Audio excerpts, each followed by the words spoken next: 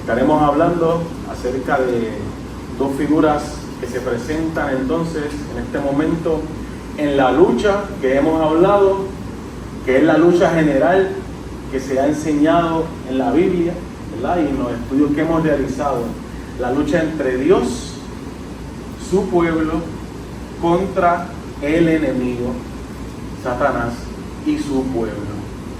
Habíamos hablado que esta lucha ya sabíamos quién iba a ganar, pero aún así nos cuentan las maneras en las que el enemigo entonces, ¿verdad?, va a hacer sus ataques y hace sus acechanzas y sus maldades para tratar de confundir a la máxima cantidad de personas posibles y tratar de llevarse con él a la cantidad de personas posibles, porque ya sabe que él está derrotado, así que quiere que también todos sean derrotados. Pero el plan de Dios es que recibamos la victoria, y todos los que estamos aquí en esta noche podemos declarar que estamos del lado del Rey victorioso, ¿verdad? Amén. Muy bien.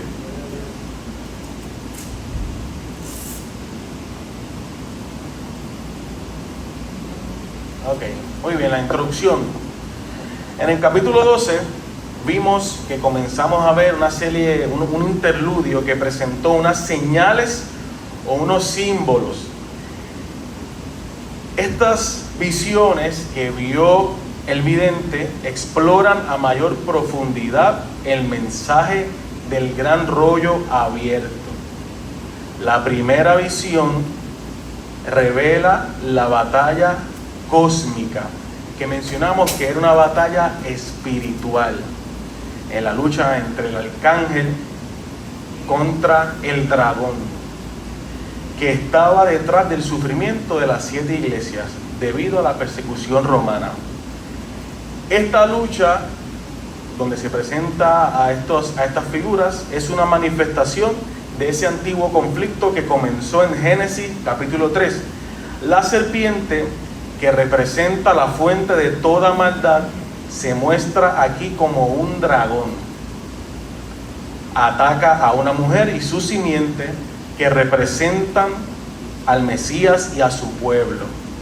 Luego, el Mesías derrota al dragón a través de su muerte y resurrección, y el dragón es arrojado a la tierra. Ahí el dragón inspira odio y persecución hacia el pueblo del Mesías, pero ellos conquistarán al dragón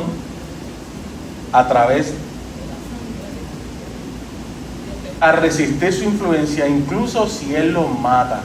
Y hablamos, ¿verdad?, acerca del ejemplo de uno de los primeros mártires registrados en la historia, que fue Policarpio de Esmirna. Vimos, ¿verdad?, su testimonio. Juan está intentando mostrar con estas imágenes del capítulo 12 que ni Roma ni ninguna otra nación o ser humano es el verdadero enemigo detrás de todo esto. Hay poderes espirituales oscuros obrando, y los seguidores de Jesús anunciarán la victoria de Jesús, permaneciendo fieles y amando a sus enemigos, justo como lo hizo el Cordero inmolado. Ahora, en la siguiente visión de Juan, que vemos en el capítulo 13, se recuenta esta misma historia de la batalla cósmica, pero este mismo conflicto ahora, en esta ocasión, tiene un enfoque en una visión terrenal, usando imágenes de animales que nos recuerdan al libro de Daniel, capítulo 7, que en algún momento del estudio lo vamos a tener que leer. Juan ve en estas dos imágenes que se presentan en el capítulo 13 a dos bestias empoderadas por el dragón. Como todo, cada símbolo, cada señal, cada visión es una representación de algo y tiene muchas interpretaciones de qué cosa es lo que puede representar. En esta ocasión, las dos bestias se han representado, se han interpretado por sinnúmero de cosas y que nosotros muchas de ellas las hemos escuchado. El anticristo y el falso profeta. Algunos hacen referencia a los animales que se mencionan en Job, el leviatán, que era una bestia que salía que era del mar, y el behemoth, que casualmente era una bestia que era de la tierra. O también algunos comentan que son símbolos que representan poderes o gobiernos que luchan en contra de Dios. Vamos a ver entonces, al adentrarnos en este capítulo, a ver entonces qué podemos aprender. ¿Cómo? Sí, lo vamos a leer. Se supone... Sí, lo vamos a leer, porque a mí me gusta leerlo para seguir la línea.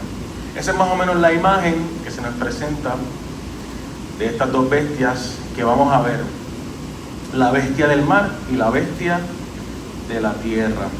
Señor, gracias por tu palabra. Señor, en este momento vamos a leer tu palabra. Señor, te pedimos que tu Espíritu Santo nos ayude, Señor, y habla a nuestras vidas. Espíritu Santo, tú eres quien revelas la verdad de tu palabra en nuestros corazones. Ayúdanos a no confundirnos, a no caer en el error, a no caer en la herejía, sino que tu Espíritu Santo nos ayude a entender más que todo los símbolos, las cosas que están ocultas. Lo más importante es que nos ayude a confiar más en ti, a saber que al final de la historia tú eres quien tienes la victoria, Señor, y que nosotros estamos arraigados, Señor, cimentados en la roca firme que es Cristo Jesús, por quien oramos. Amén.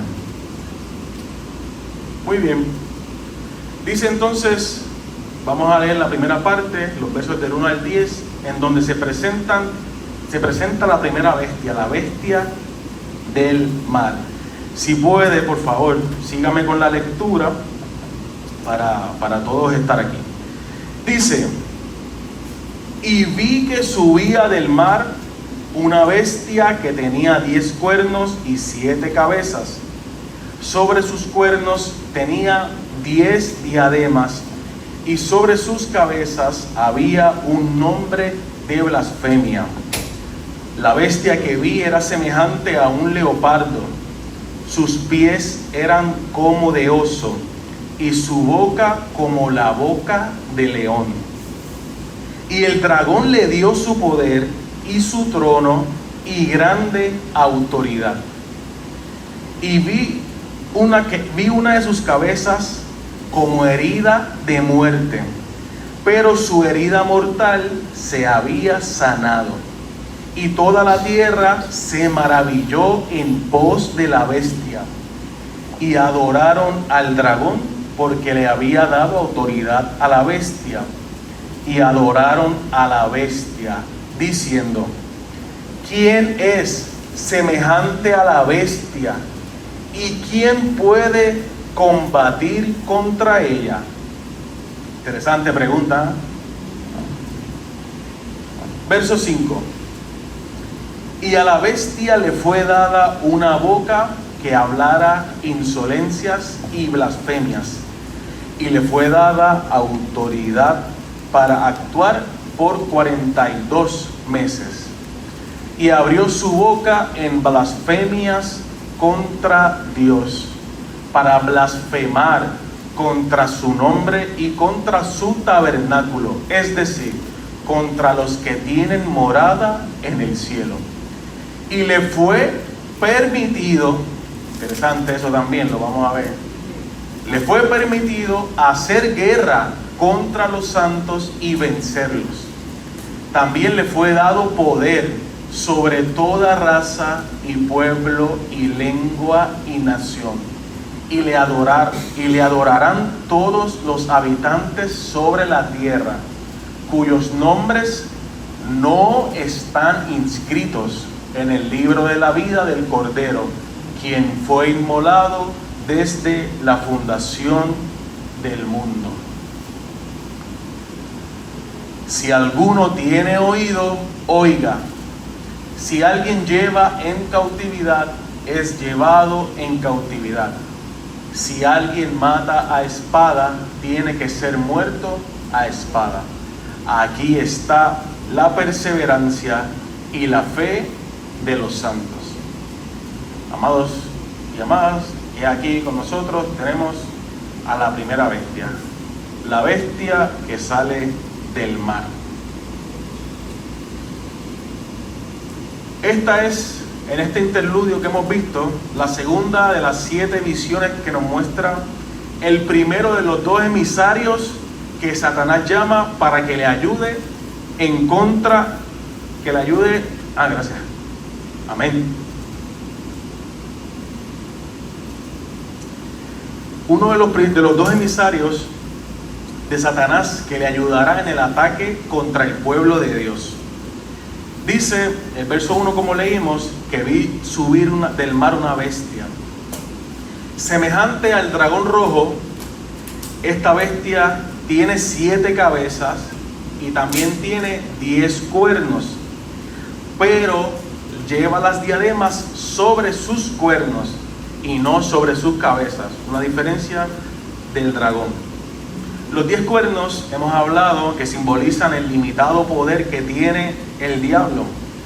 Las diademas no son las coronas de victoria que portan los creyentes, sino diademas presuntuosas que portan aquellos deseosos de ser adorados como si fueran dioses, que lo vimos también con el dragón. Los nombres que lleva, que son blasfemos, que hay en cada una de las cabezas de la bestia, imitan y se burlan del verdadero Dios. Aunque el número 7 usualmente representa la obra de Dios entre su pueblo, las 7 cabezas de la bestia lo representan engañosamente como quizás un aliado de los cristianos, pero realmente no es un aliado de los cristianos. Esta bestia del mar es muy semejante a los 4 animales que se describen en la visión de Daniel, capítulo 7. Los animales de la visión de Daniel se asemejaban a varios animales feroces, y la bestia que Juan describe saliendo del mar tiene muchos de los rasgos de una fiera también depredadora. Lo podemos ver, tiene patas como de oso, tiene boca de león con los dientes, tiene cuerpo como de leopardo, un animal feroz. El vidente no nos dice lo que esta criatura representa explícitamente, pero la interpretación que da Daniel de los 4 animales, de las 4 bestias, nos puede ayudar a identificarla. Sabemos que el dragón, que la bestia es un aliado, un enviado de Satanás, porque el dragón le dio su poder, su trono y su autoridad, dice el verso 2. Como la esfera de influencia de Satanás solo estaba confinada a la tierra, el poder que le transfiere a la bestia es un poder solamente terrenal. Vamos a leer Daniel capítulo 7.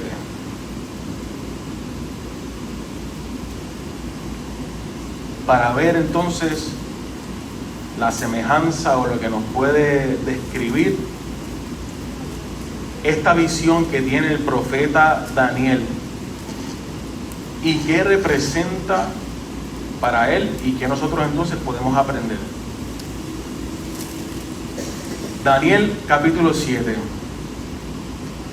dice: en el primer año de Belsasar, rey de Babilonia, Daniel tuvo un sueño y visiones de su cabeza en su cama, y enseguida escribió el sueño. Este es el resumen del asunto de lo que vio. Daniel habló y dijo: estaba mirando en mi visión de noche, y he aquí que los 4 vientos del cielo agitaban el gran mar, y 4 grandes bestias diferentes la una de la otra subían del mar. La primera que vi era como un león y tenía alas de águila. Yo estaba mirando hasta que sus alas fueron arrancadas y fue levantada del suelo.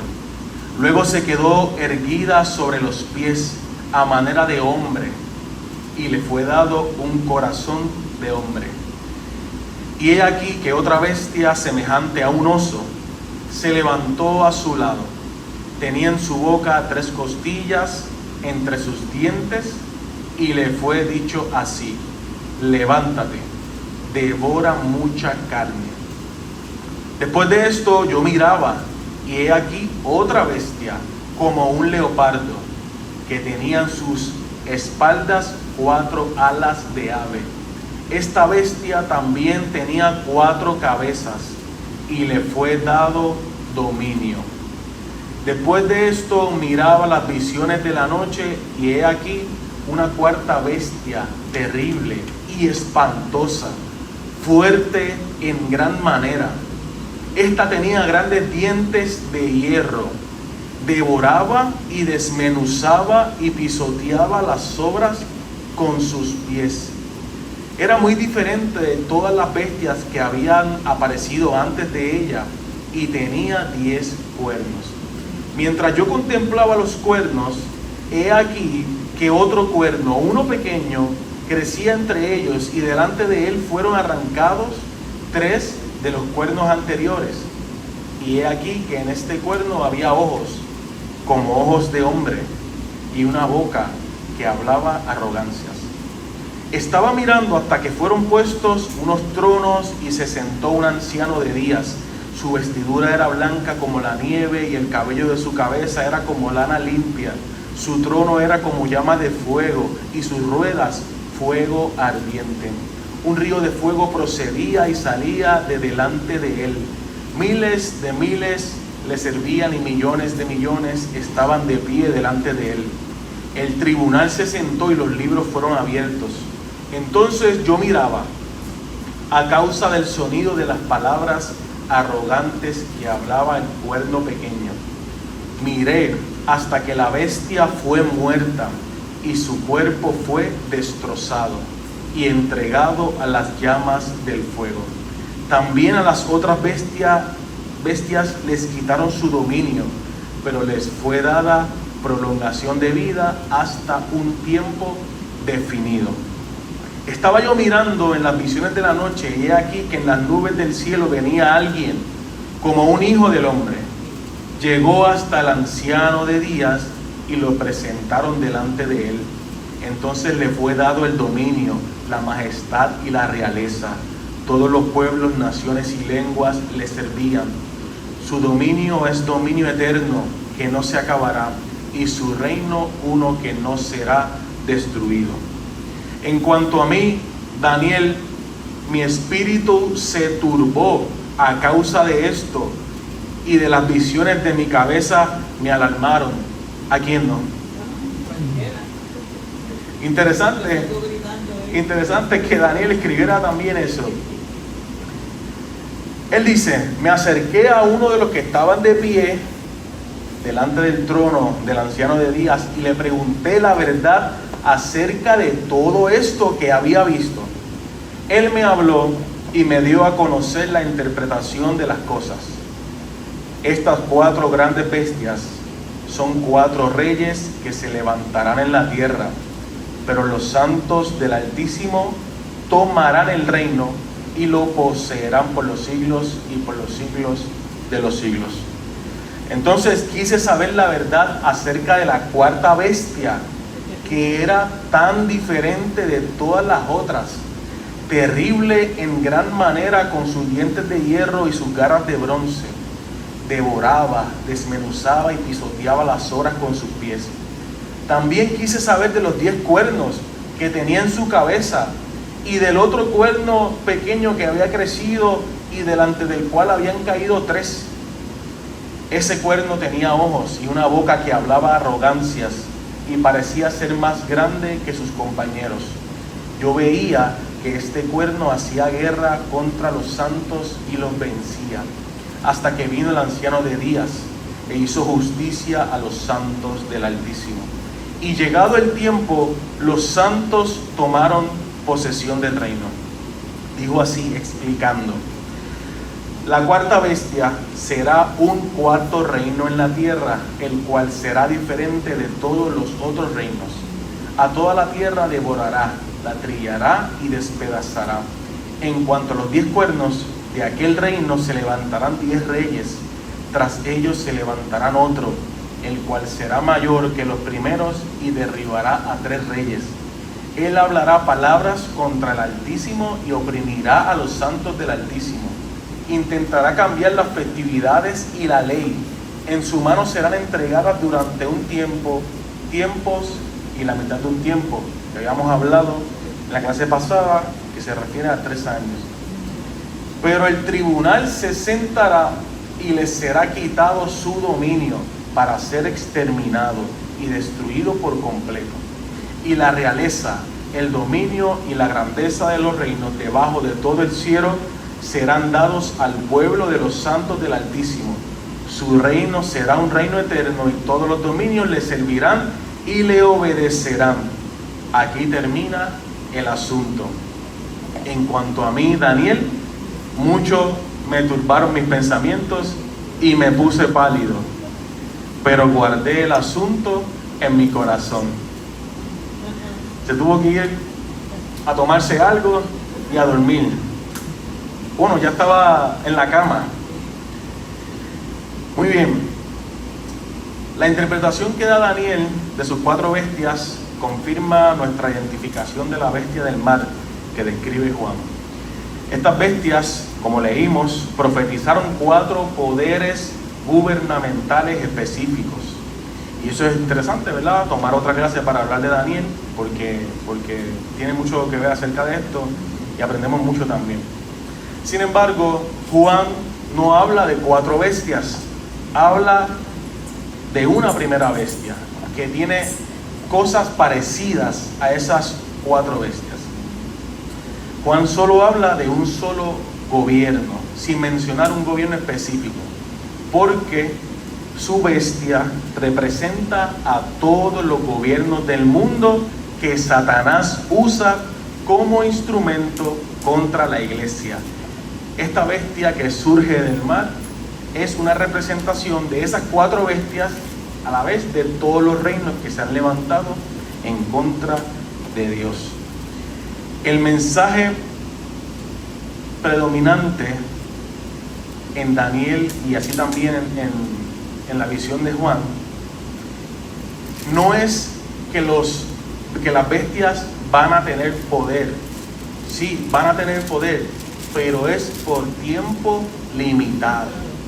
El mensaje principal es que después de que se levanten las bestias con su cuerno, con sus dientes, con su figura, con lo que sea, con su poder, con su dominio, con su matanza, a pesar de eso, los santos de Dios heredarán su reino.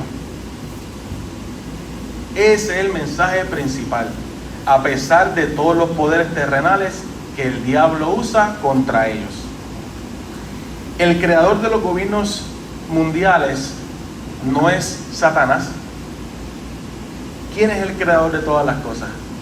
Es Dios. Dice Romanos 13:1, porque no hay autoridad que no provenga de Dios, y las que hay por Dios han sido establecidas.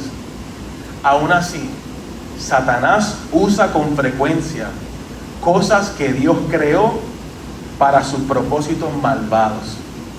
Por su influencia puede tener poder político y militar. Lutero dijo que los cristianos deben vivir en 2 reinos, bajo la autoridad civil y bajo la autoridad espiritual.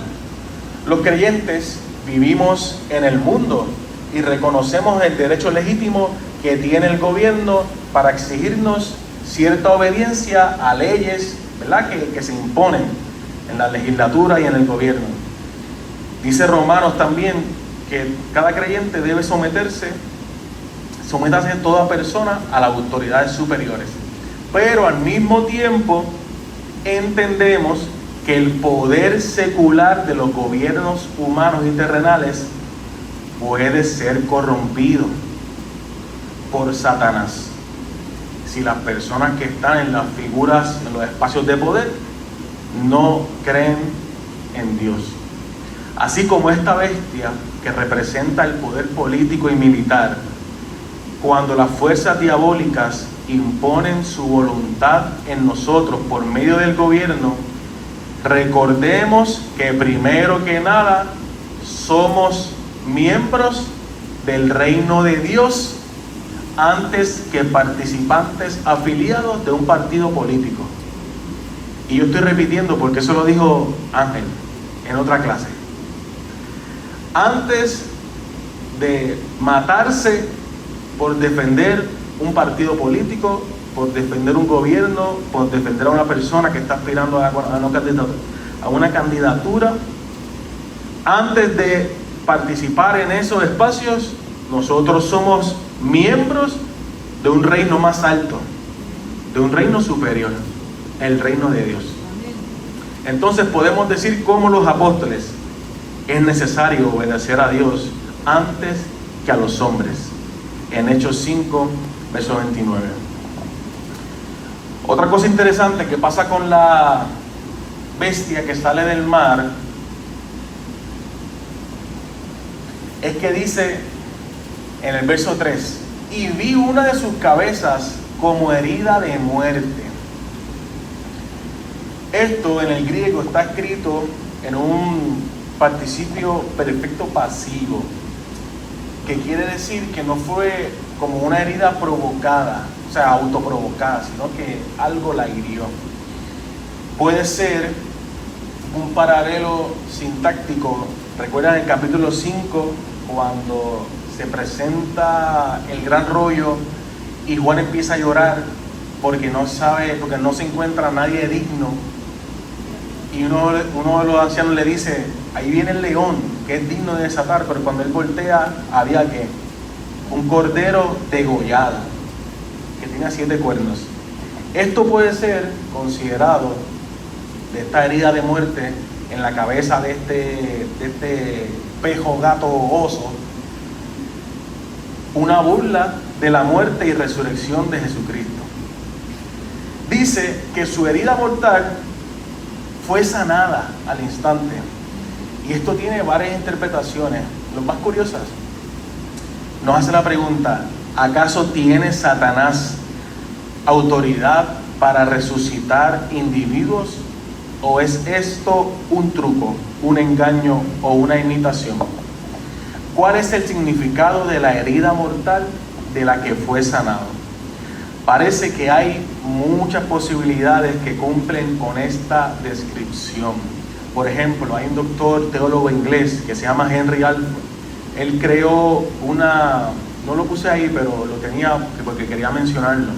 Él creó una serie de comentarios de 4 volúmenes masivos para los años 1800, que hasta el día de hoy se ha utilizado en los grandes estudios del Apocalipsis por su gran su gran interpretación, lo fiel que ha sido a la palabra. Él dice que esta herida mortal puede simbolizar la destrucción del imperio romano pagano a manos del imperio romano cristiano. Recordamos el momento, ¿verdad?, en que con el emperador Constantino el imperio romano tuvo como un cambio. En el momento en el que ya estaban a punto de exterminar a todos los cristianos, ¿verdad?, resumiendo la historia, este señor por medio de su madre se convierte al cristianismo y hay una reforma en todo el imperio romano, y de ser casi una religión que se iba a extinguir, ahora viene a ser la religión que gobierna, ¿verdad?, con el emperador.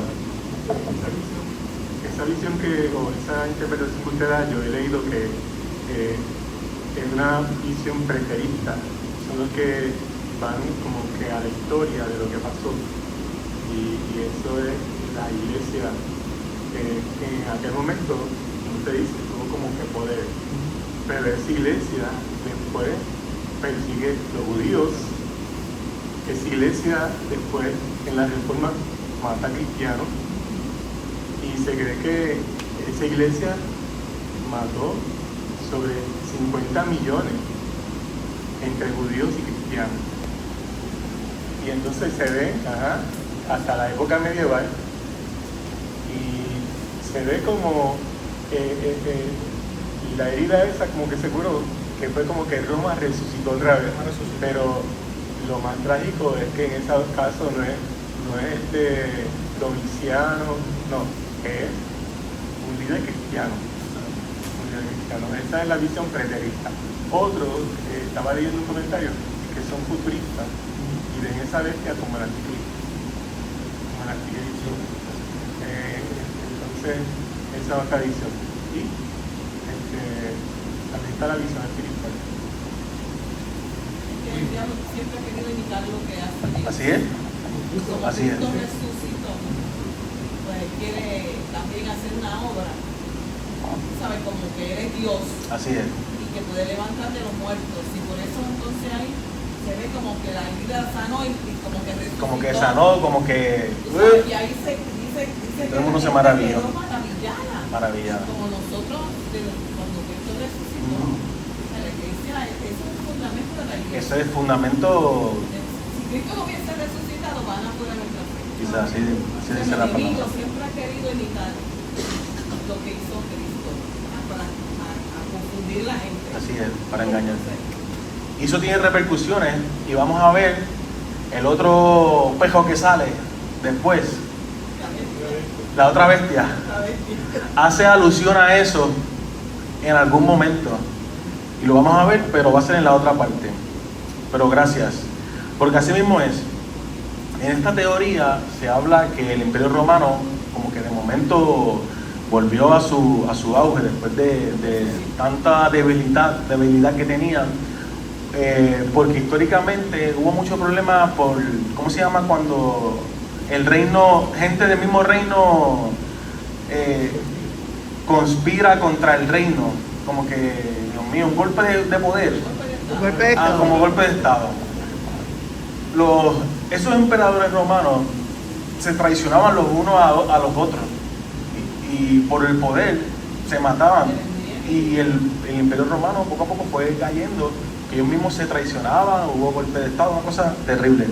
Y eso estaba muy interesante porque en ese momento parecía que el imperio romano iba a dejar de funcionar, pero tuvo como que un auge. Otra interpretación que tiene esta herida que fue sanada es alusiva al emperador Nerón. Hay una alusión a un histórica, a un mito que se llama Nerón Redivivus, que es Nerón vivo. En los oráculos sibilinos, que son literatura apocalíptica deuterocanónica, dice: en junio del 68, Nerón, acosado por los emisarios del Senado, se infligió una herida de la cual murió. Sus restos recibieron un funeral público y luego fueron depositados en el mausoleo de Augusto. No obstante, en las provincias orientales del imperio creció el rumor de que aún estaba vivo y oculto. Como hoy en día hay mucha gente que ha fallecido, artistas, ¿verdad? Y sale alguien que dice que dice que está vivo. Yo recuerdo, pasó con Michael Jackson, pasó bueno, ustedes sabrán, con un montón de gente, ¿verdad? que muere y sale otro y dice que está vivo. Pues con Nerón pasó algo así. En el 69 y en el 79 y hasta posteriormente, como en el año 89, surgieron pretendientes que afirmaban ser Nerón. La leyenda de la supervivencia o resurrección de Nerón echó raíces en la imaginación popular, y Dion Crisóstomos, un historiador, se me escapa si era alemán, pero este hombre era un historiador, a fines del siglo se burla de esta historia mítica como una de las locuras de la época. Mientras tanto, la idea del retorno de Nerón había empezado a ocupar su lugar en las creaciones de la fantasía de judíos y cristianos. El vidente Juan ha utilizado la leyenda para representar el avivamiento de la política persecutoria de Nerón por Domiciano, que gobernó básicamente con la misma maldad con la que gobernó Nerón.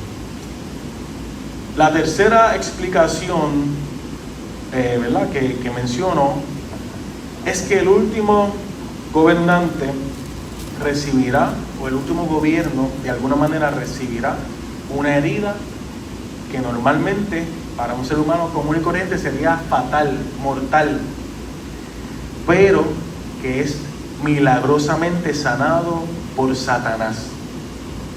Cada vez que pienso esto, pienso que, no sé, se cayó y se ennucó, ¿verdad? O lo decapitaron y le pusieron la cabeza, o algo así, ¿verdad? Uno se puede imaginar, es devastador, pero uno puede imaginarse el poder que utilizaría Satanás para hacer este milagro. Cuando le digo, tírate del templo, del pináculo, abajo, porque yo estoy segura que lo que quería era que el Señor haya, porque los ángeles no iban a ver, porque estaba obedeciendo a la voz. Exacto, exacto. No estaba obedeciendo a Dios. Jesús decía eso, no estaba obedeciendo a Dios, obedeciendo a Satanás. Estaba obedeciendo lo que Satanás estaba diciendo. Si hubiese caído un tantito allí, y entonces él no piensa así un milagro y decía, viste, entonces resucité yo.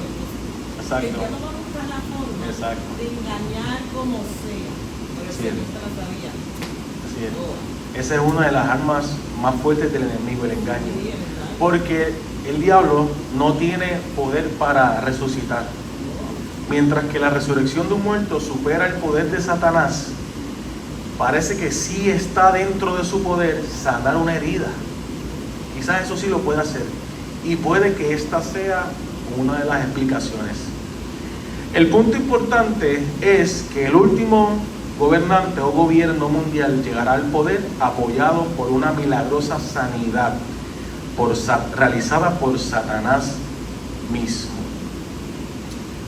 Satanás está imitando el poder de Dios al resucitar a Cristo. Solamente puede eso, imitarlo. Muy bien. La adoración a Satanás y la bestia, versos del 4 al 6. Dice que el carácter sobrenatural de la bestia, esta herida milagrosa, hará que se convierta en objeto de adoración junto con Satanás, que es la fuente de su poder. El propósito de Satanás siempre ha sido recibir la adoración que solo debe darse a Dios. Como se establece en Isaías 14:14, seré semejante al Altísimo, dice. Esta es la forma final de la engañosa religión de Satanás, en la cual él asumirá el lugar de Dios el Padre, y la bestia o gobernante mundial usurpará la posición de Rey de Reyes como sustituto de Cristo. Esta situación probablemente se dará en el intermedio o al principio de los últimos 3 años y medio, cuando esté pasando la gran tribulación. Reconociendo el carácter sobrenatural de Satanás y el gobernante, la gente se hará la pregunta: ¿quién como la bestia? ¿Y quién podrá luchar contra ella? Probablemente esto explique cómo es que la bestia llegará a ser el gobernante mundial o tendrá influencia en el gobierno mundial sin tener que provocar una guerra. La usurpación blasfema del papel de Dios continuará por 42 meses, durante los cuales la bestia dirá blasfemias, mentiras, engaños, barbaridades contra Dios, así como contra el cielo y los que moran en el cielo. Dice que se va a sentar en el templo diciendo que él es Dios. Y la gente lo va a adorar. Si se hace una analogía con lo que pasó en la historia, con lo que pasó en la iglesia, esta bestia como Nerón, Felipe y Domiciano estaban blasfemando porque ellos querían que lo vieran como Dios. Entonces, en el futuro, este anticristo va a hacer lo mismo, va a blasfemar porque él va a querer que lo vean como Dios. O sea que lo que estábamos estudiando al principio, que que alguien nos enseñó, y la pastora, que lo que vemos en Apocalipsis se cumplió. Hay parte que se cumplió, hay parte que se está cumpliendo, y hay parte que se va a cumplir. Siempre como que vemos eso, ¿verdad? Porque si vemos esa bestia que estaba representada por Nerón y luego por los ancianos, ellos decían que eran dioses. Entonces, en el futuro, pues, va a ser el anticristo. Y ahora, ¿cuáles serán las bestias?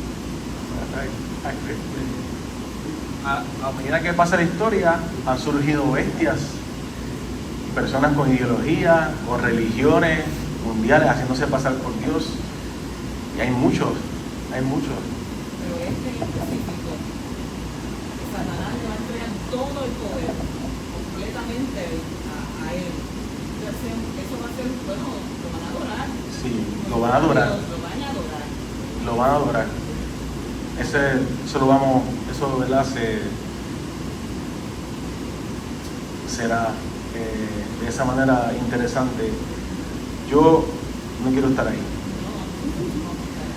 Muy bien. Vamos con el poder mundial de la bestia, que es lo que estamos comentando ahora mismo. Comprenden los versos del 7 al 10. La bestia perseguirá al pueblo de Dios. Cuando tenga este poder, ¿verdad? Se consolide todo este gobierno mundial, de cierta manera, el enemigo tenga influencia en todas las esferas del poder político, militar y religioso del mundo, se le permitirá hacer guerra contra los santos y vencerlos. Dice que se le concedió hacer guerra contra los santos y vencerlos, que se le dio a todo, que Dios no le dé. Exactamente, perfecto. Eso es un verbo pasivo, un verbo indicativo ahorita pasivo. Cuando el verbo es pasivo, la voz es pasiva, quiere decir que no tuvo autodominio para poder hacerlo, sino que se le fue conferido. En otras palabras, Dios permitió que esto ocurriera. Dios permitió, le concedió hacer guerra contra los santos y vencerlos.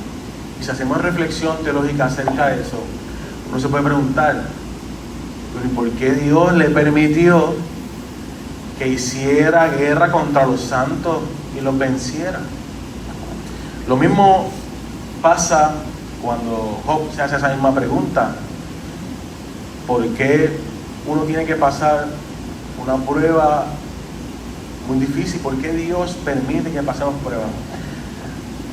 Se podrá comentar que es que el cristiano es como un pedazo de hierro que debe ser procesado por el fuego y debe ser procesado a altas temperaturas para darle la forma que ese alfarero, ¿verdad? Ese diseñador quiere darle y convertirla en una espada, en una herramienta útil. Así nosotros tenemos que pasar por pruebas que son bien duras en la vida de esto o de esta pregunta. Pero en todo el libro de Apocalipsis es claro una cosa, que Dios está en control de la historia. Dios le concedió poder para hacer guerra contra los santos y vencerlos, pero Dios sigue controlando lo que está pasando. Dios sigue controlando lo que está pasando. El enemigo no está suelto haciendo lo que le da la gana. Él está controlado. Esto me recuerda lo de Hitler. Dios le dio el poder a Hitler y pues hizo barbaridades contra el pueblo judío, pero si no lo hubiera Dios permitido, no hubieran llegado a Israel, no se hubieran ido huyendo y no se cumpliría esa profecía. O sea que Dios permite ciertas cosas, pero tiene su motivo para hacerlo. Exactamente. ¿Verdad? No pudo concluir con su misión porque no pudo encontrar a todos los judíos para cumplir y exterminarlos. A través de la historia vemos que Satanás siempre ha zarandeado al cristiano y él tiene el poder sobre los que no le sirven, los que le sirven a Satanás, pues él tiene el poder sobre esas personas, y los que le servimos al Señor, pues tenemos el poder de Dios, que nos pasan cosas, pues eso está en la Biblia. Muchos aprendemos de las cosas que nos pasan, porque un cristiano se hace fuerte cuando viene la prueba, y entonces más adelante pues hasta puede ayudar a otras personas porque ya ha pasado por eso. Aquí siempre Satanás ha estado zarandeando al cristiano, pero tenemos el poder del Señor sobre nosotros, a pesar de que aunque creemos no, que si nos pasan cosas, como quiera que sea, la mano de Dios está sobre nosotros.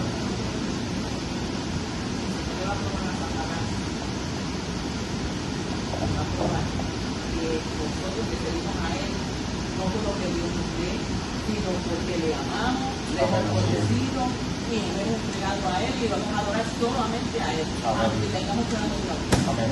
Y esa es la manera en la que nosotros como creyentes le hacemos frente a Satanás. Él podrá venir con lo que sea, pero nosotros nos mantenemos firmes en lo que hemos creído. Hemos conocido al Dios verdadero, al que con amor entregó la vida de su Hijo para darnos lo que nosotros no nos merecíamos. Eso es gracia.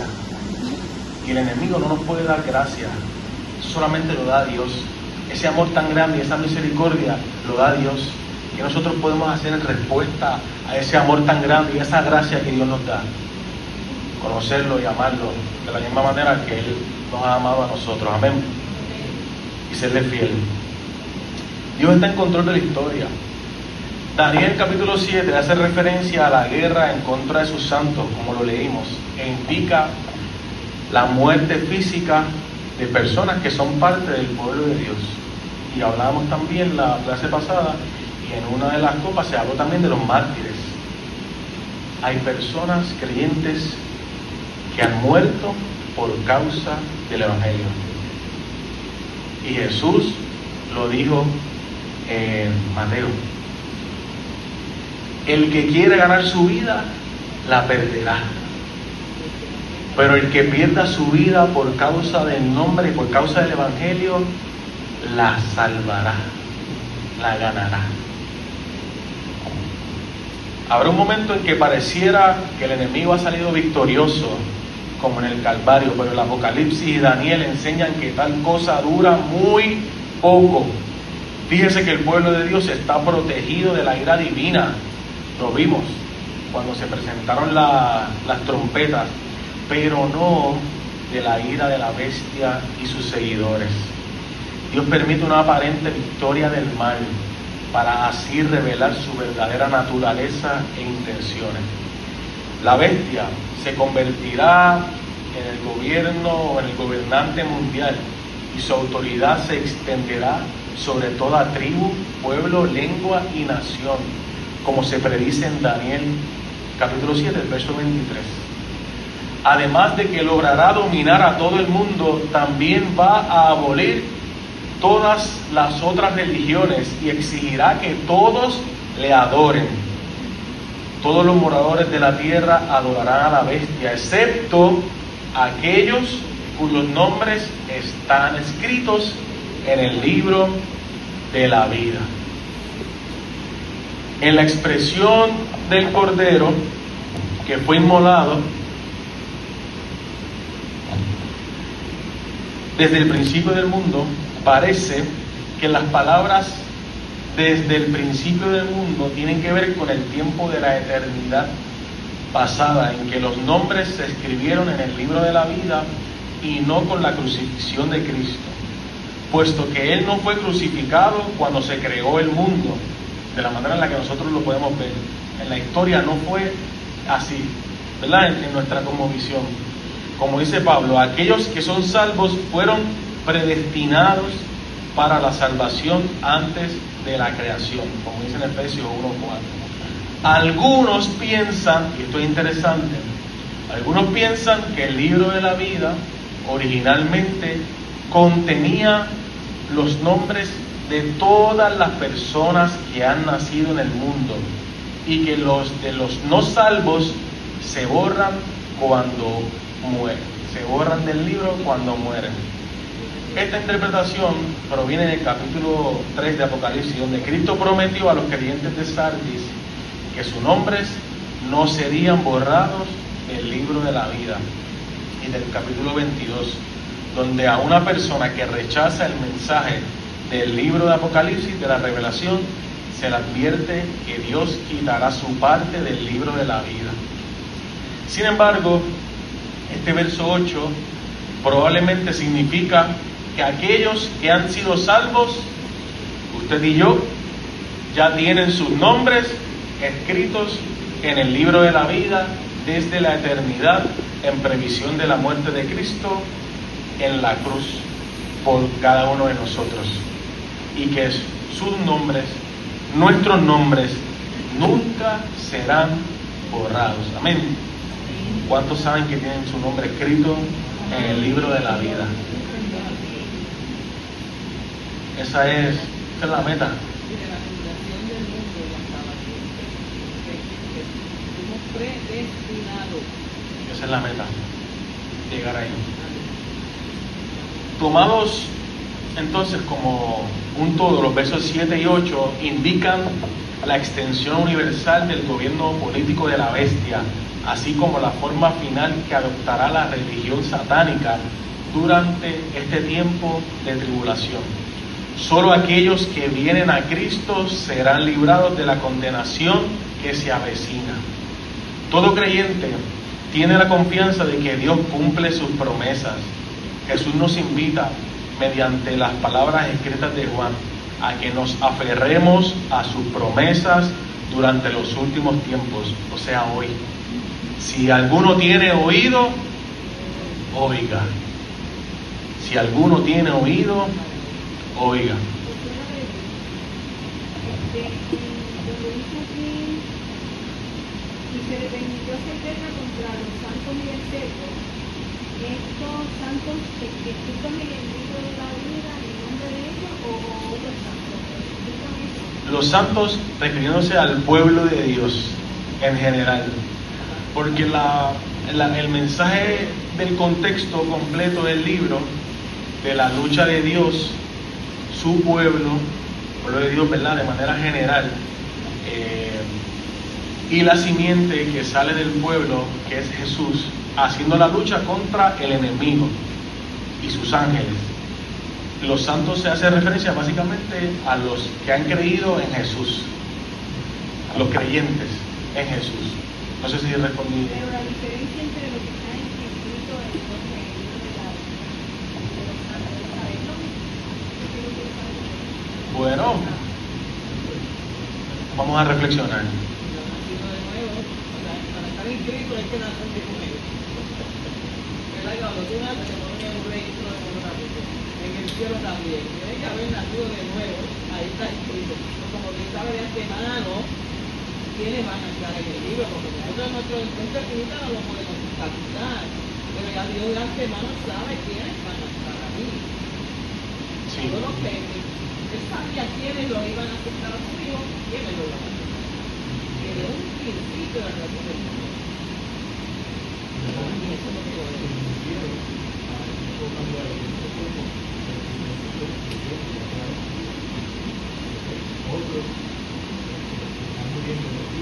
Así es.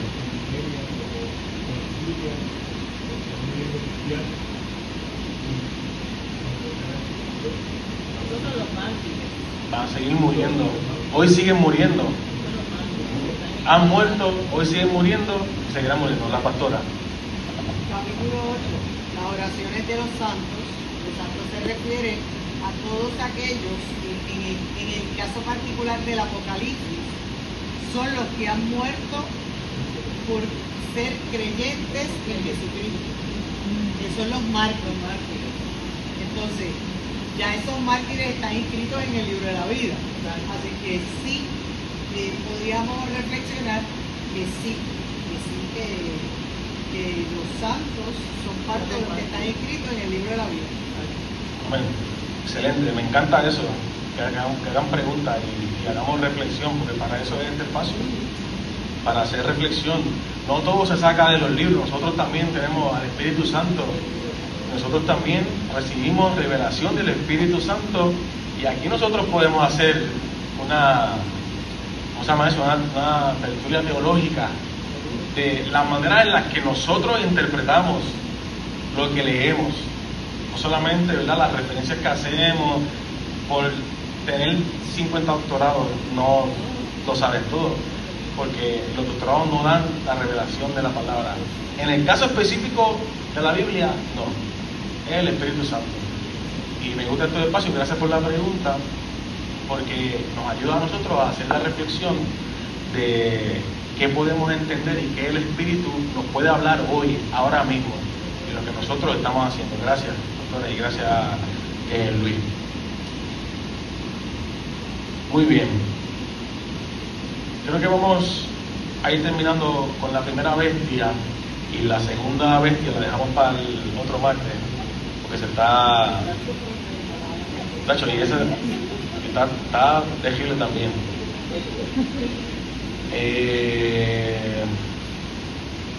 ¿Dónde me quedé? Ok. Exacto.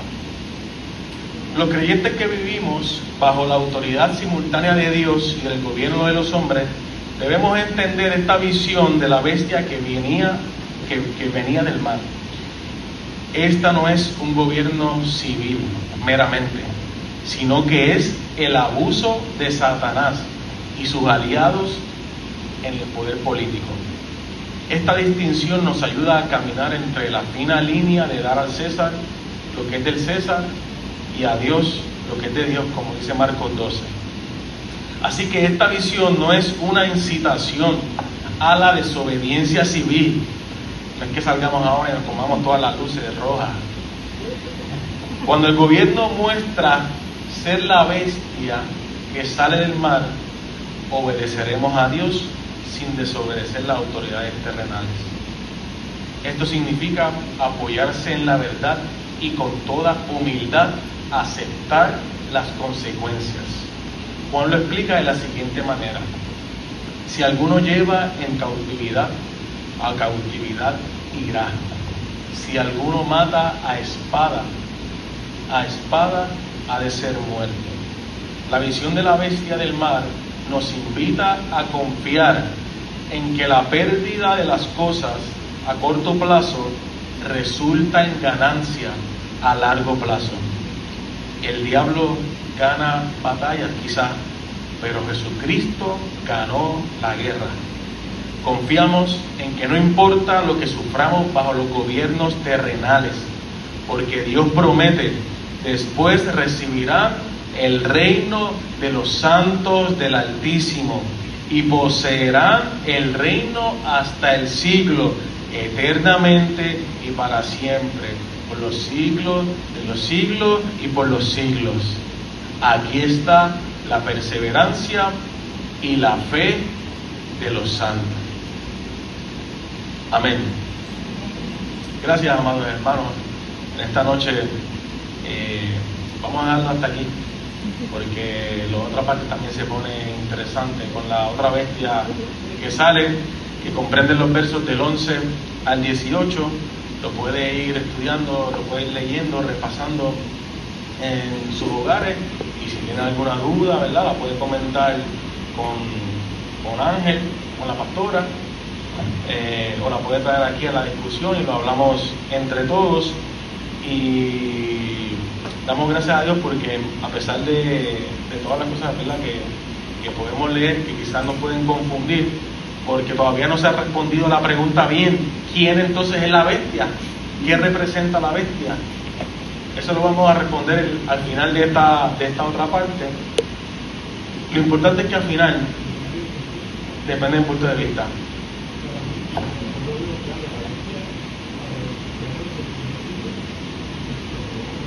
Nerón.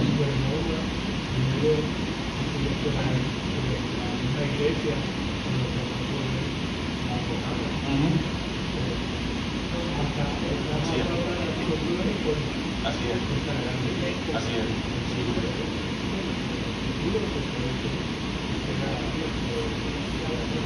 Así mismo es. Y eso lo vamos a ver.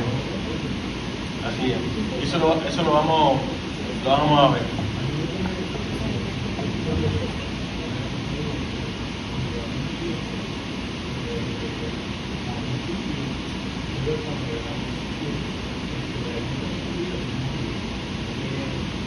Exactamente. Luego, mamá descubrió a Israel, otra vez a empezar. Luego, entonces, la iglesia se repite, luego, cuando la iglesia tiene este poder político, entonces, ellos se convierten en perseguidores. Perseguidores. Los judíos, hay un montón de judíos, y para mí, personalmente, yo estaba representante de esto,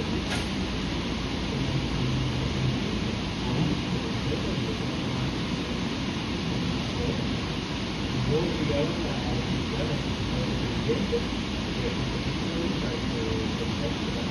El carta de admitación.